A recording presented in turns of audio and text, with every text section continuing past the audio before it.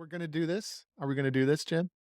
Let's do it, but, do we have I'm not backup sure you're plans for ready. if we need to sell all of our possessions and go into hiding? Is there a witness protection program for people who talk about this? So let's get this out in the open right now, which is you have been asking me to do this for a long time and I keep kicking the can down the road because Yes. I know what's going to happen. We have a list going here of topics, and just at the top for months has been this question. And so every time we sit down, I say, "Here's one of the things we could talk about," and you say, "Yeah, I'm not ready Next. yet. We'll talk about that next time." Yeah, this one's a tough one. So what we're going to talk about today is the myth of the wet blower. Oh, there it is. So I can feel the internet catching fire around me. So the wet blower is that guy where it's that guy who he's just a wetter blower, Jim. So yeah, whenever he yeah, touches his bagpipe, all his air is wetter than your air, and so all of his air inside, or does he have more spit? Is that it? But anyway, his all of his air is different than everyone else's air, and it causes his bagpipe to get totally soaked with moisture no matter what he touches. yeah.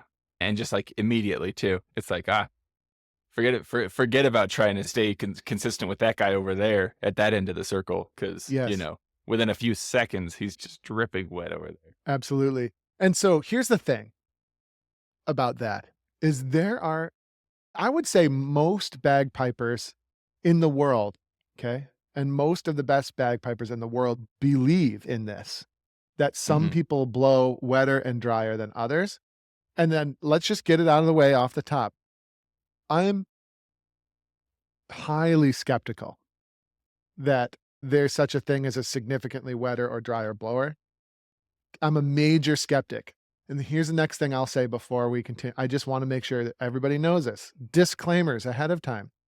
If I ever see the data that it's clearly true that there's such a thing as significantly wetter and drier blowers, like if you ever show me the real data, I'll I'm I'm definitely going to change my view on this and I'm going to go with it. But for now, I remain a wet versus dry blower skeptic.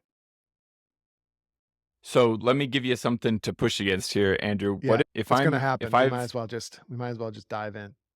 let's say I'm a student, here I am Uh-huh. playing doo doo, and there's drool, there's spit coming down the side of my blowpipe on the outside, right? Like Yeah. on the outside of my blowpipe. I'm Something about playing bagpipes makes me salivate. Yeah. And then next to me is another student who's playing, and there's no drool coming down the edge of their chanter. Yeah. The air that's coming from spitty student to the chanter reed versus the air coming from non-spitty student to the reed, does the air carry more moisture in the one versus the other? Does saliva come from condensation in your mouth or somewhere else? Right. So I if I think stood here going, saliva comes from glands, doesn't it? So let's get yeah, one thing out of the way. I think it's a great thing. So moisture inside your bagpipes is not spit. Okay. but see, it feels that way, right? It Yeah. feels that way, right? Because like I'm blowing in Even my if, blowpipe and I turn it and stuff drips out. It's like, oh, look at all that. right. Yes, and it does. And it might even be possible, and it certainly seems likely for some beginners who are brand new, maybe some saliva does get down in there. That's something that will go away with more practice and experience, okay? But all of that moisture is not spit. It is, wait for it, condensation, okay? So all of the moisture that you have on in your pipes is caused by condensation. And by all, maybe not absolutely all, but the vast majority. And it would Mhm. beg the question, right? It's like, how would spit get from your mouth down through the blowpipe and then magically then back up onto the surfaces of your drone reeds? Right? Mhm. Like, that would be the most devastating place to accumulate moisture inside your pipes would be on those drone reeds, but how does your spit get there? Yeah, you No, think about the it's path that's gonna take down your yeah, pipe into your bag. How's it gonna climb up around and into the stock? exactly. It's not spit, it's condensation, okay? And then you can go into the science of condensation, but the basics are pretty straightforward. What happens inside your pipes is the same thing that happens on the outside of a glass of lemonade on a really hot, humid day. What happens on the Mhm. outside of a glass of lemonade on a really hot and humid day? You get those beads of condensation, sometimes so much that the condensation forms droplets that start to run down the side of the glass, right? Now, is that spit? Did you spit all over your lemonade glass? No, it's not spit, right? That's just condensation. Because the surface of the glass is very cold, it will actually, due to hashtag science, it'll actually extract moisture out of the humid air, and it'll extract it and condense it into liquid form on those cold surfaces. And I would don't want to go into all the details because I'd probably get a bunch of the details wrong, but that's the basics of how condensation works, right? So inside your bagpipe, just a quick tour of what's really happening is you're blowing extremely hot, humid air into your bagpipe, right? And then relative to that really hot, humid air, some of the surfaces inside your bagpipes, because they're colder, okay, are extracting droplets from that hot, humid air into liquid form on the surfaces. And your drone reeds would be one of those cold surfaces. If it's a really cold external environment, condensation will form on the insides of your stocks and even on the inside of your bag and on your reed as well. Okay. So that's the Any of us basics who's of done what's a going. you go play a winter funeral, you see it pretty darn quickly, Yeah. and it's one of the most frustrating things. Yep. Winter funeral would be a great example. How long does it take for condensation to form? It's almost instant how Yeah. soon it forms. But then here's another really fun one. Here's another really fun one. So if what I'm saying is true, then there must be a point where everything is stable and no condensation will ever form. And that actually happens to be true. So the air that comes out of your breath, let's just call it, for ease of math, 100 degrees Fahrenheit. Okay. It's actually maybe 98.6, and maybe there's some heat loss there. So maybe it's ever so slightly less. And then the saturation of the air that comes out of your lungs is basically 100% humid air. Hmm. Okay. Based on some extensive Googling. Now, the wet versus dry argument is that some people have significantly less humid air coming out of their lungs, stuff like that. Yikes. Okay.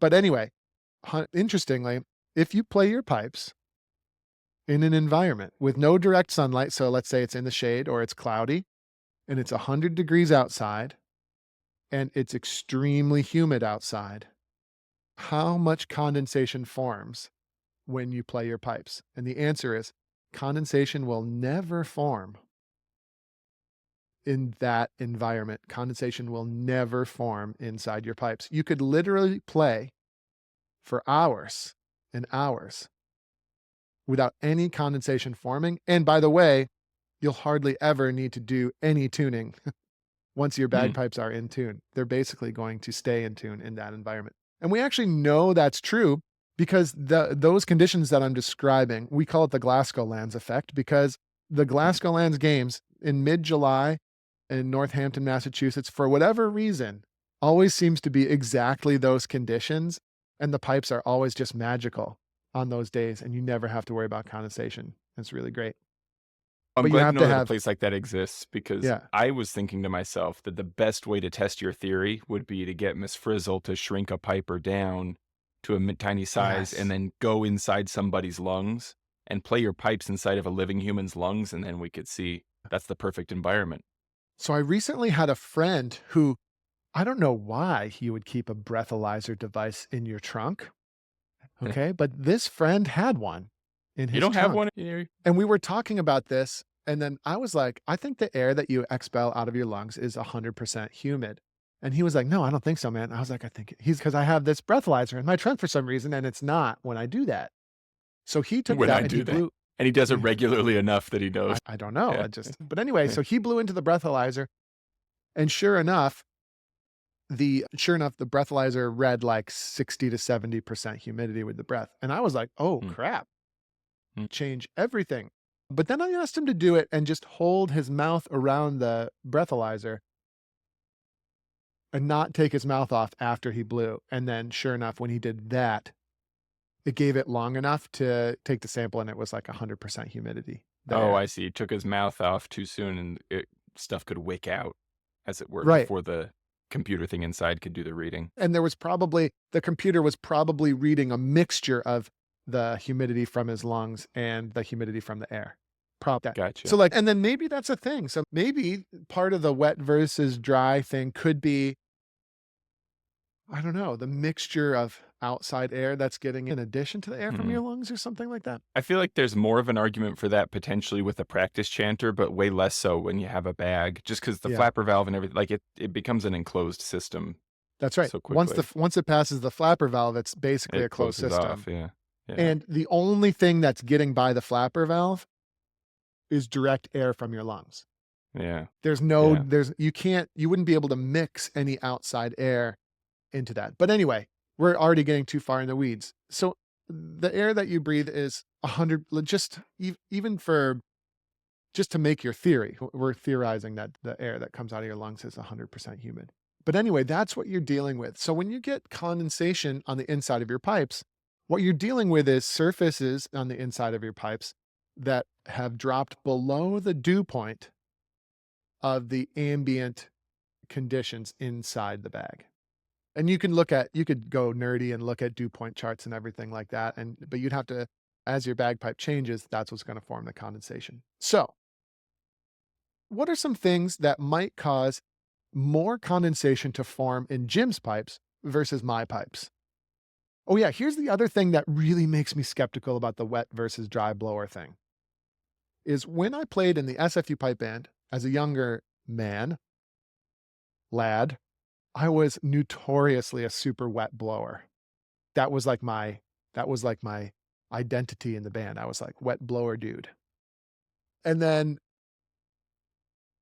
playing in a pipe section in Vereri now that I'm older, excessive moisture is not a huge issue.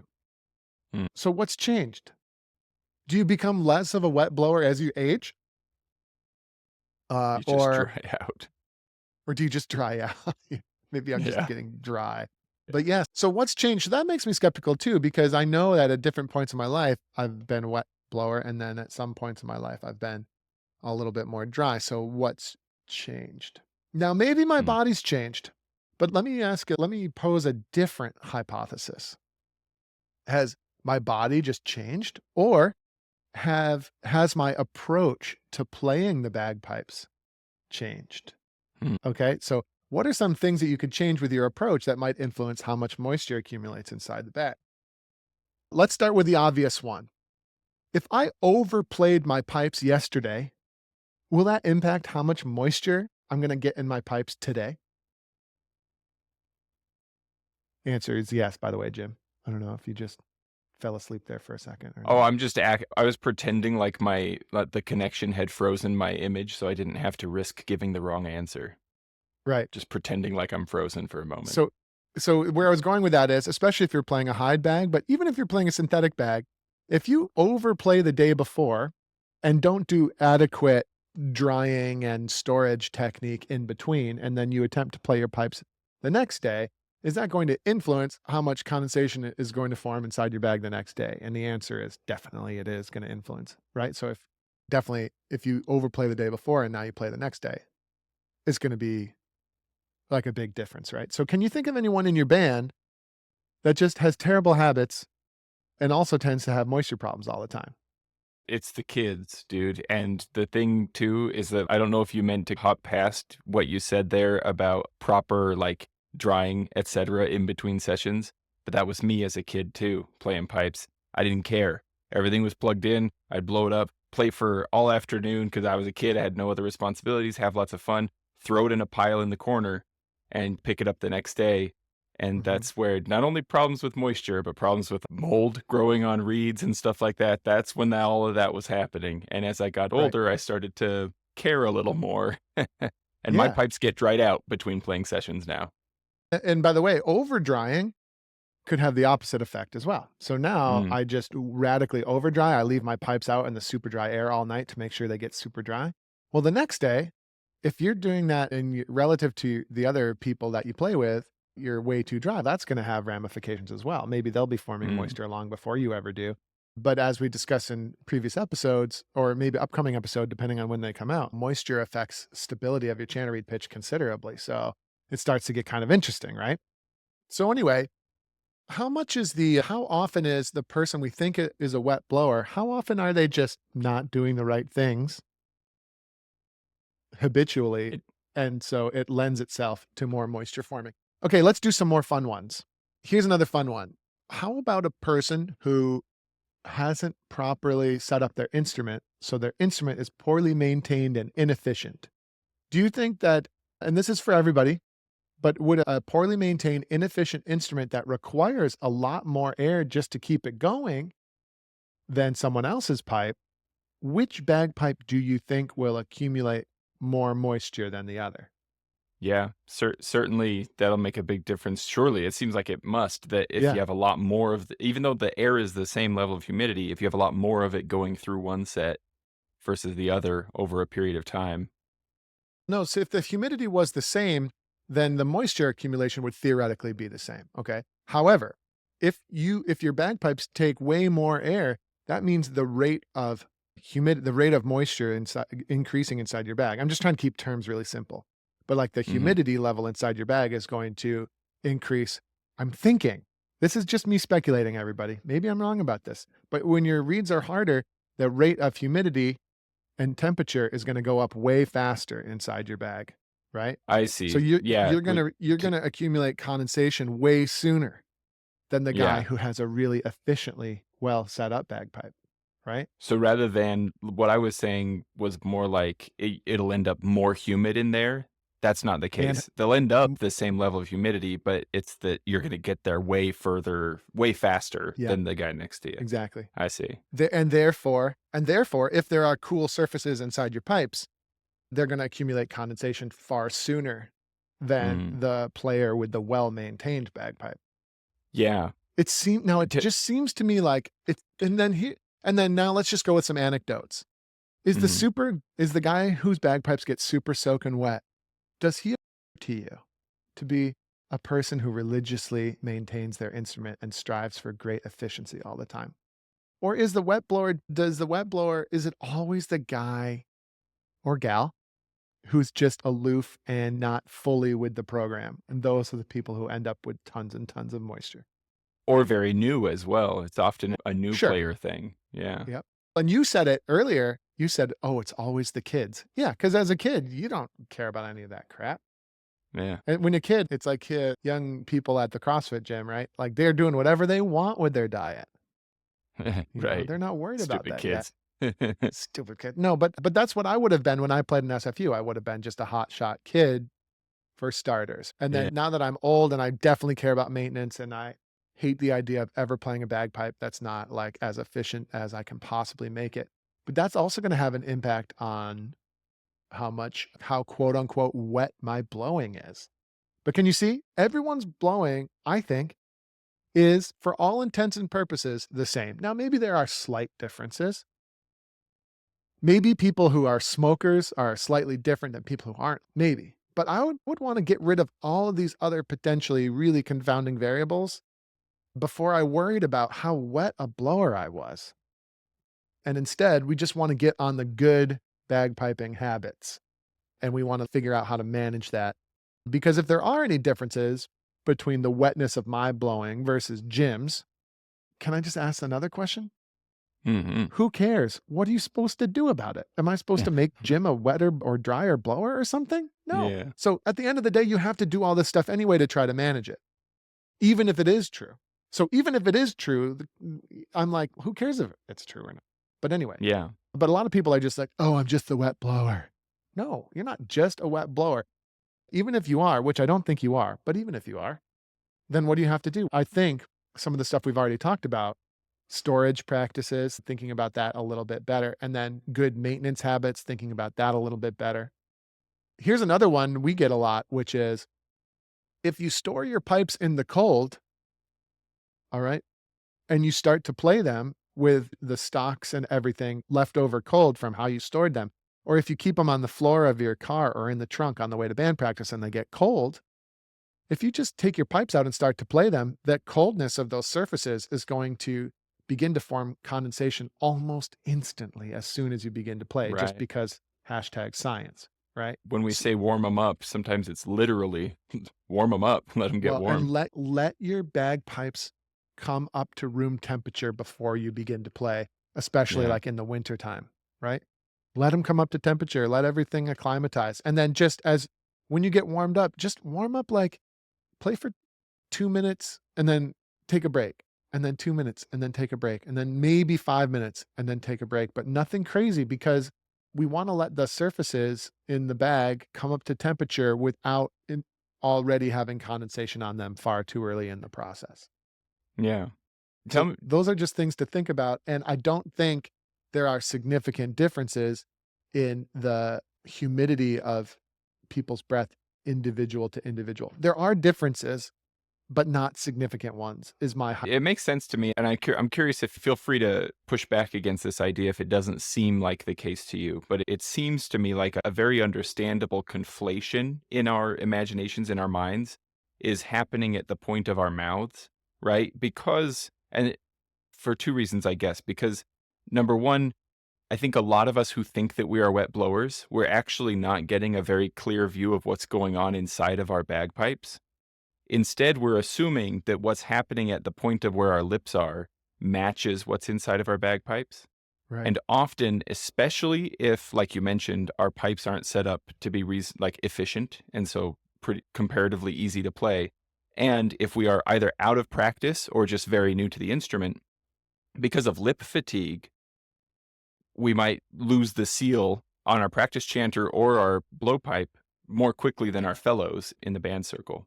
And because of everything else being complicated and difficult, we might be focusing on a lot of other things that make it so we end up losing some spittle around our mouths. But like you mentioned at the beginning, if spit comes from glands that are like here under my tongue, but the air going in my bag comes from my lungs, if those were coming out 2 separate tubes, it'd be easy for my brain to think, "Oh, those are 2 different things," but they right, meet right here. And so it's very yeah, unless I'm thinking about it carefully, it's very easy for me to conflate the 2 things, the spit from down here in the air. And so then whatever happens at my blowpipe, I assume it's the same inside my bag. right. You shouldn't be getting too much spit in your blowpipe by the time you're an experienced player anyway. But yeah, I hear what you're saying. Yeah, yep. It's just not a great explanation for what's going on. Like, even if spit gets in there, it's not most people have water tubes anyway, so the spit would just get caught in the tube. Mm, And there's just too much evidence for the fact that when it's hot and humid and something cold shows up, condensation forms on it. The condensation on my drone reed looks suspiciously exactly the same as condensation on a glass on a hot mm, day. It's like it yeah, forms those little beads, right. forms those little beads and they look the same. And they form in like little patchy regions, just like they would on a drone reed. And it's just like, come on now. It's condensation. And then it's okay. How does condensation form? Oh, it's like a cold object in a hot and humid environment. That makes perfect sense. And that's what it is. Which, by the way, just going back to something I missed. If you play a super hard reed, you'll form more condensation than someone who doesn't, all other things being equal. For the same reasons we talked about before, right? So you have to crank a lot more air per minute, let's say. A lot more air per Mhm, minute has to go through those pipes to keep them going relative to someone playing an easier reed. And so the temperature and humidity inside the bag is going to increase far more quickly than someone playing an easy reed. And so it increases far more quickly. The surfaces of the air are not going to warm up fast enough to compensate. So you're going to get a lot of condensation. Now, here's one. I guess I'll leave his name out of the discussion, just an abundance of caution that maybe they don't want to be associated with this internet breaking thing. But there's a very famous piper I know who definitely thinks that he's extremely dry blower, right? And this person would definitely, if you took his experience and put it up against mine, would have way more. So you definitely have to take that seriously. Okay, this person thinks that he's a dry blower, mm, and you want to take that very seriously. So what would cause someone to feel that way? Is his air actually drier than other people's air? mm, That's where it starts to get interesting, right? That's where these conversations can break the dojo Discord channel because mm, this person, you really want to listen to what they have to say. So yeah, are they really a dry blower or are there things that they are doing differently than others? relative to others, is it possible this person just has far better maintenance habits? Is it possible? Mm. Yeah, it's possible. Is it possible that this person is in these situations when he's extremely dry in the blowing? Is it possible that they're not playing as much? Is it possible they're storing their pipes differently than others, just like habitually? Is it possible that the reed's easier? Is it possible that I don't know, what are some of the other possibilities?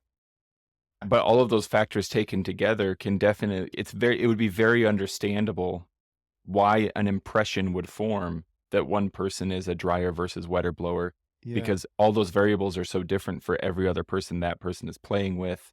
You play with them for an hour and look around and go, "My pipes are still going great," but there's condensation happening in a problematic way for several other people. They yeah. blow wet, I blow dry. And this person's been playing so long and has collected data over so many years that, like, it's just gotta be true, right? That he's just a drier blower than other people, but is it possible that there could be, like, things they do differently across decades than others? Yeah, yeah. Is it possible? I don't know. So, anyway, it definitely makes me wonder if I'm right about this. And like I said at the beginning, my disclaimer at the beginning, still true. Like when if I can see the data that such and such a person is actually expelling air that's significantly drier than others, it's okay. Like now we got to change. Now we got to change our thinking on this. But so far, I remain pretty skeptical. And here's the last thing I'll say on this: if you're a beginner or an intermediate, I would definitely encourage you to throw out all of those ideas that you might be a wet versus a dry blower, and that should like inform certain decisions that you have about how you set up your instrument and anything like that. Like everybody should be going with that simple setup. We should be learning to do the right things. This is straight out of the dojo playbook. Simple setup, okay? And let's learn about how the bagpipe works. Let's learn about getting that efficiency right. Let's learn about picking the right chanter reed. Let's learn to not spit a whole bunch in the blowpipe. Oh, wait, never mind. We don't have to really worry about that. And then what are some other things that we maybe discuss today? Oh, yeah, proper storage techniques. Let's play a super simple bagpipe and get to know all these simple principles and just get everything going the way that we need to go there. Okay. And not worry. If you get wetter than someone else when you play, start by assuming it's those simple reasons and not some bizarre scientific genetic anomaly. Mm. So there you go. Sorry, internet. We may have just broken the internet there, Jim. It's But gonna be a good one. I think I, you I handled it really well. I think respectfully, it's gonna go well. so like these players that are dryer blowers, like I have nothing but respect for these players and the way that they think about things. But I remain super skeptical. I just do. There it is.